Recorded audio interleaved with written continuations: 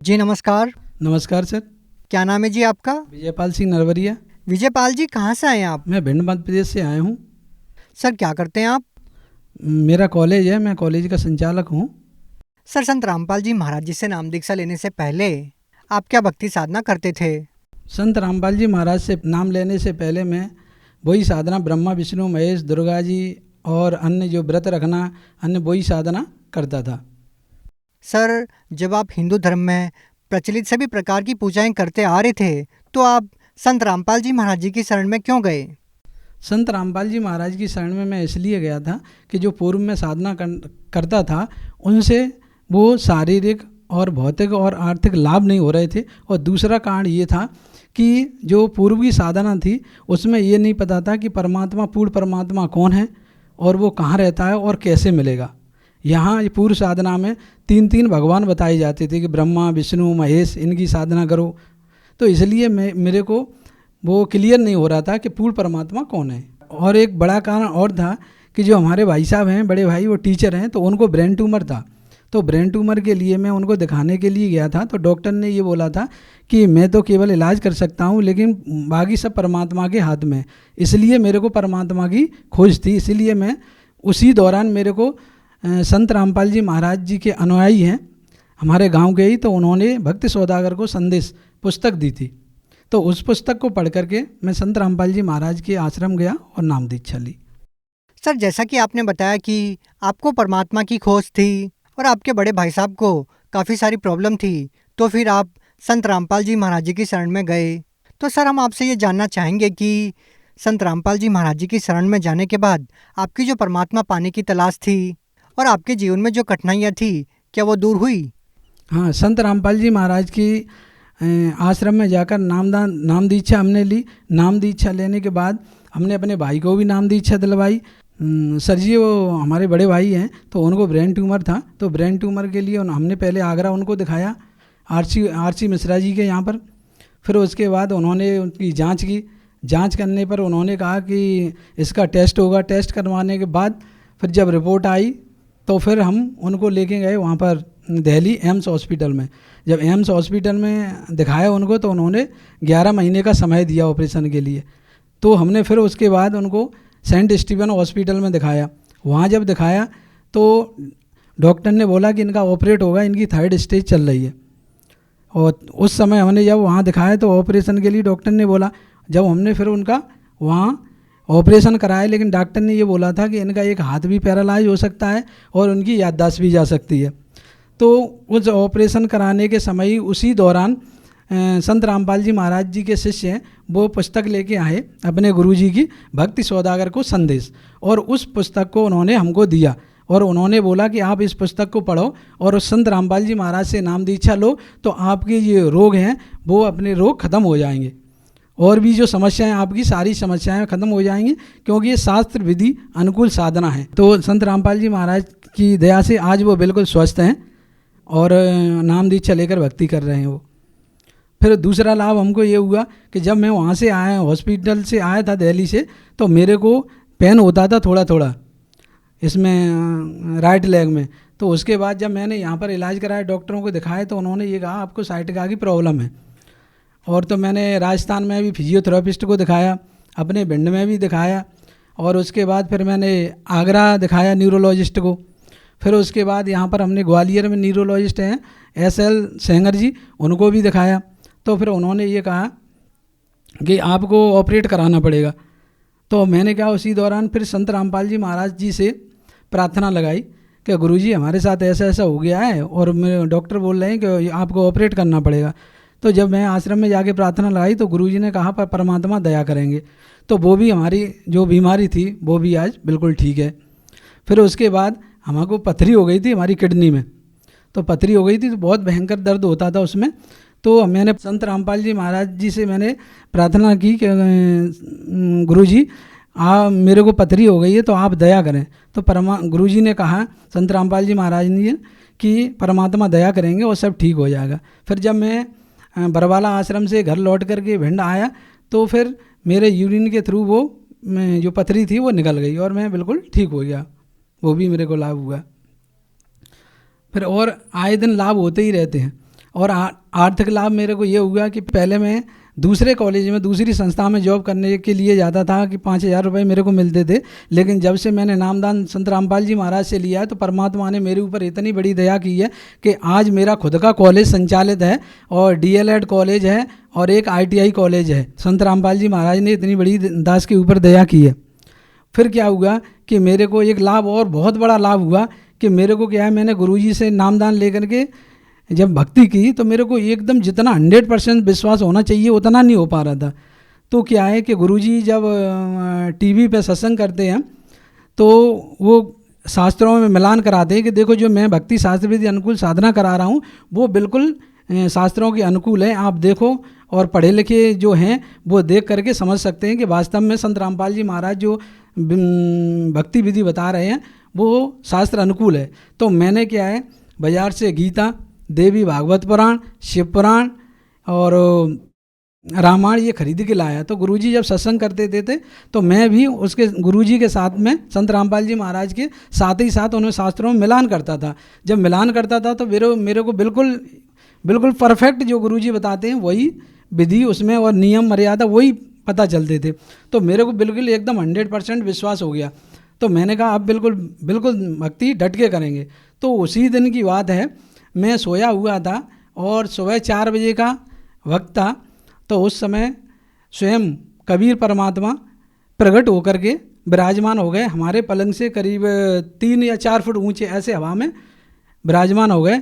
और मेरी इतनी प्रकाश था, इतना ज़बरदस्त प्रकाश था कि मेरी आंखें अपने आप स्वतः ही खुल गईं।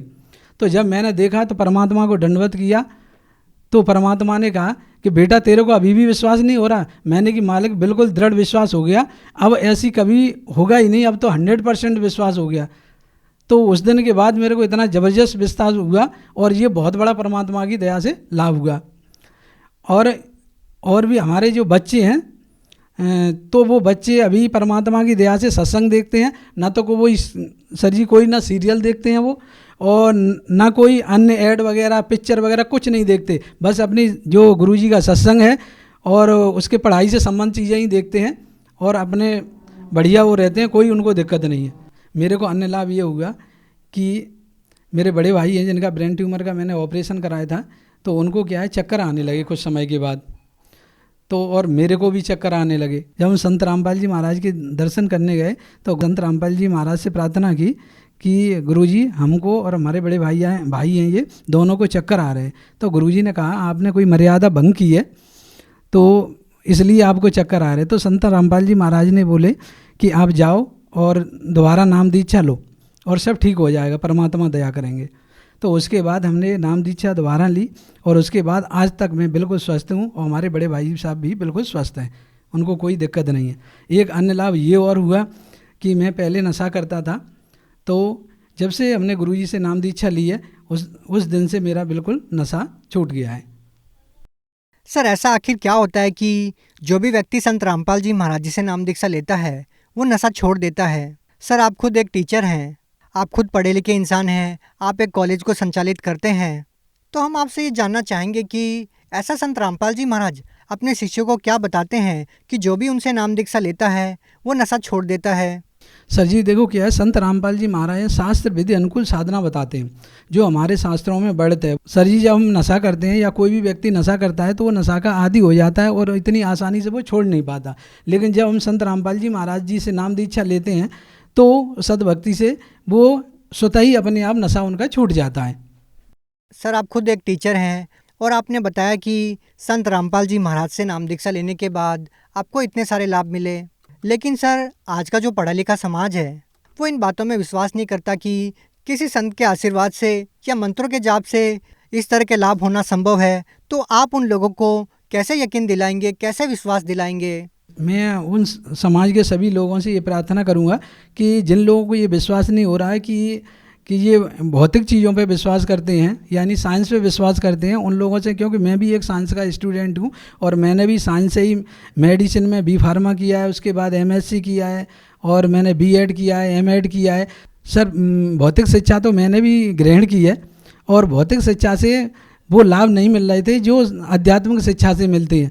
तो इसलिए मैंने क्या है कि जो संत रामपाल जी महाराज हैं वो सद्भक्ति बताते हैं वो शास्त्रों में मिलान करवाते हैं। तो मैंने उन शास्त्रों में मिलान किया, शास्त्रों के लाकर, तो जब मैंने मिलान किया तो मैंने पाया कि बिल्कुल ठीक है। लेकिन फिर भी वो अंदर जो हृदय में उतना नहीं जच पा रहा था कि वास्तव में हाँ इस तरीके से परमात्मा मिल जाती है। तो जब मैं सोया हुआ था तो रात को 4 बजे कबीर परमात्मा स्वयं मेरे बेड के ऊपर विराजमान हो गए। तब उन्होंने बताया कि बेटा अभी भी तेरे को जच नहीं रहा, हृदय में अब जच गया? तो मैंने कहा हाँ परमात्मा बिल्कुल मेरे को जच गया।